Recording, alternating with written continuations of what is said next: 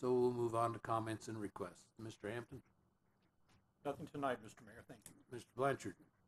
Yes, I'd like to point out that we have a vacancy on the Parks and Recreation Commission, and anybody, we'd be happy to have anybody that would like to join our commission. Okay, and I might point out, too, that 2 members of the City Council came from the Parks and Recreation Commission. It's a great stepping stone to Yes. achievement, isn't it? It is. Yeah. Okay. 2 vacancies on Parks and Rec, right? Okay. Ms. Husky? One. I would just like to say thank you to all the kids who submitted posters for the 12th annual poster contest. We do have some winners named, and I think you'll be very excited to see the results. I want to wish everybody, parents and kids, a wonderful spring break next week, and those council people, Tom Reardon and Larry Hampton and Mary, going to the National League of Cities, a safe trip and a good journey back. Thank you. Mr. Reardon? Thank you, Mr. Mayor. I'd like to take this opportunity to congratulate some of our city staff who were recently promoted. Justin Bettencourt was promoted to communications analyst, and we've had four members of the fire service have been promoted to fire engineer, and they're Tommy Hilb, Chris Davila, Michael Crouch, and Robert Neuenhouse. And on my tour of the fire service, I think that's the hardest job in the firehouse, is the fire engineer. So congratulations to those men. And also, I'd like to welcome aboard a new employee, Wendy Arrington, who comes to us, who's going to become a police records clerk. I'd also like to draw attention to the fact that the Commission on Disability Issues is going to have a Disability Awareness Day on Saturday, March 21st, from 10 a.m. to 1:30 p.m. at the Ethel Berger Center. And this is focused on students with a disability transitioning from school to independent living and working, local residents with a disability, and family members of persons with a disability. The event will showcase local government agencies, medical and rehab centers, and support groups to aid Sierra Vistans to achieve independent living, and it's free to the public. And before I move on, I would like to recognize Tina Moore, who's been the Cody staff liaison for the past, I think, 2 years, and Tina is moving on in a routine rotation, and I want to thank her very much for her work with Cody. Thank you, Tina.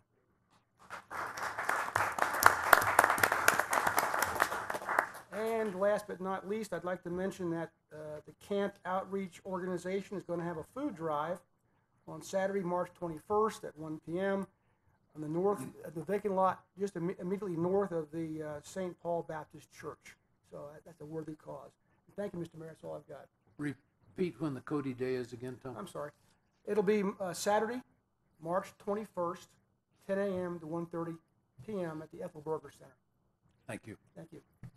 Ms. Doctor. Thank you, Mr. Mayor.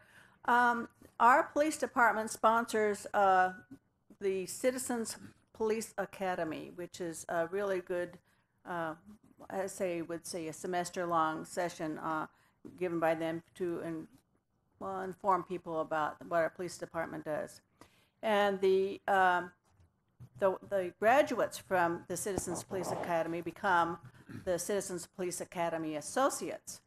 And the associates, in turn, then volunteer at the police department and also do fundraisers to help make money for some of the scholarships that they give to our policemen who are doing some continuing education. And they give them money for books and other help.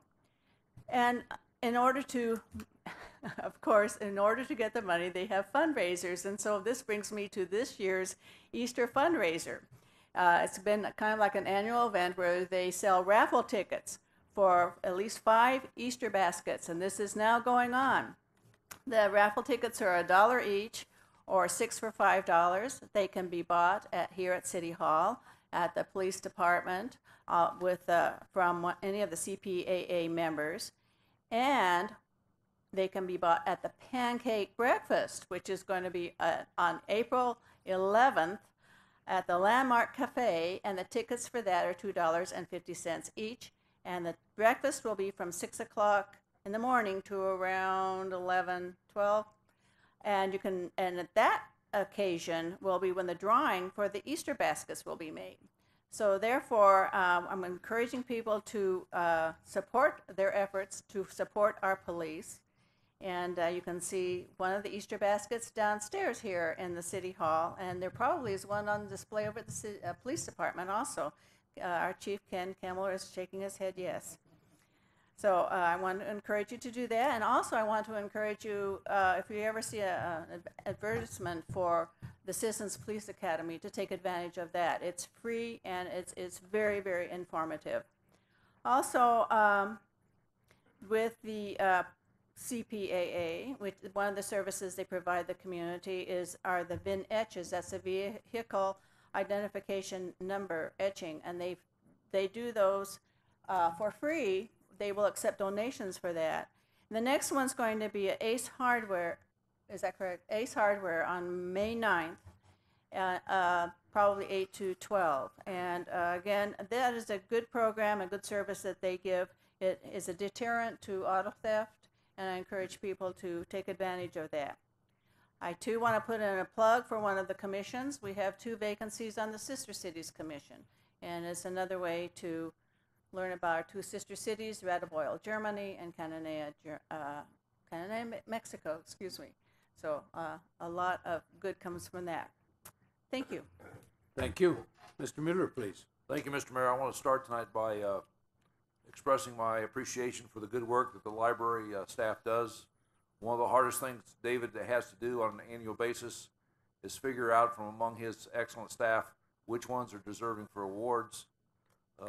And I say that having worked with the Library Commission and spent some time over there. In fact, David, I appreciate if you mentioned your staff in private conversations in the last week. I've had comments that you use the phrase world-class library, and that was unsolicited by me, but you're getting quite a reputation in the community for the excellent services the library provides. So I want to congratulate your winners and thank your staff for their continued work. And while we're on the library theme, I can give everybody a heads up. During Library Week, starting the 17th of April, the library will be celebrating its 50th anniversary. 10 years in the new building, a total of 50 years service to our community. There will be a whole series of activities. You'll see a lot of publicity coming out on what those are. They're going to pretty much highlight what they offer to our community. And in a time when we're on an economic downturn and we need wholesome activities and entertainment, the library is providing a lot of programs and services that everybody should take advantage of, and I'm sure they will. Last thing I want to mention is St. Patrick's Day is coming up, and this weekend it will be St. Patrick's Day weekend pretty much, even though St. Patrick's Day I think is on Tuesday. So please drive careful this weekend, watch out for the other guy, and have a great time. Thank you. Thank you.